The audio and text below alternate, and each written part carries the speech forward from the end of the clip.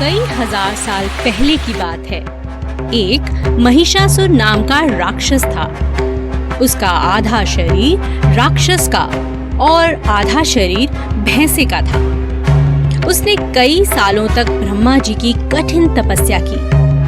एक दिन ब्रह्मा जी प्रसन्न हुए और उन्होंने उससे कहा, हे महिषासुर, मैं तुम्हारी तपस्या से अति प्रसन्न हूँ। मांगो जो वरदान मांगना है। महिषासुर ने कहा, हे प्रभु, मुझे ऐसा वरदान दीजिए कि इन तीनों लोकों में किसी भी देवता या मानव के द्वारा मेरी मृत्यु ना हो सके। ब्रह्मा जी ने हंसकर कहा, ऐसा ही होगा। महिषासुर बहुत घमंडी और अत्याचारी था। उसने देवताओं पर आक्रमण किया। उन्हें युद्ध में हराकर उसने उनके क्षेत्र पर कब्जा कर लिया। सभी देवता महिषासुर के उत्पात से बहुत परेशान हो गए। वे सभी मिलकर ब्रह्मा जी, शंकर जी और विष्णु जी की शरण में गए। सभी देवताओं ने मिलकर एक सभा में इसका उपाय ढूंढने का प्रयास किया। श्री ब्रह्मा, विष्णु और महेश जी ने एक तेज प्रकाश पुंज से एक सुंदर देवी का निर्माण किया। इसी देवी को सारी दुनिया आदि शक्ति माँ दुर्गा के नाम से जानती है।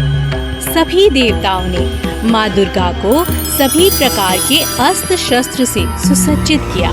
शंख चक्र, गदा, त्रिशूल, धनुष बाण इत्यादि अस्त्रों को धारण कर वे महिषासुर की नगरी की ओर चल पड़ी। जब महिषासुर को उनके बारे में सूचना मिली तब वह उनसे मिलने के लिए वह ललायत हो गया। महिषासुर ने देवी के सामने विवाह का प्रस्ताव रखा।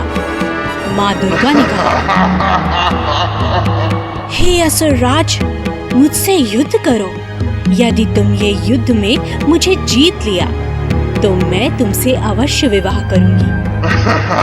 महिषासुर ने देवी से कहा, मैं युद्ध के लिए तैयार हूँ। महिषासुर और माँ दुर्गा के बीच युद्ध प्रारंभ हुआ। महिषासुर काम, क्रोध, मद, लोभ और मोह के अधीन हो चुका था। उसका विवेक नष्ट हो चुका था। दुर्गा माँ और महिषासुर के बीच 10 दिनों तक घमासान युद्ध हुआ। दोनों तरफ से शस्त्रों का प्रहार जारी था। माँ दुर्गा स्वयं आदि शक्ति का अवतार थी। उन्होंने महिषासुर के हर शस्त्र प्रहार को नाकाम कर दिया। अंत में 10वें दिन देवी माँ ने महिषासुर का वध कर दिया और देवताओं की रक्षा कर दी।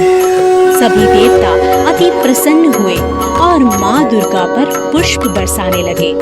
उनकी जय जयकार करने लगे। तब से हिंदुओं ने नवरात्रि का त्योहार मनाना शुरू किया। हम नवरात्रि में जगत जननी माँ दुर्गा की पूजा करते हैं, उनकी आरती गाते हैं।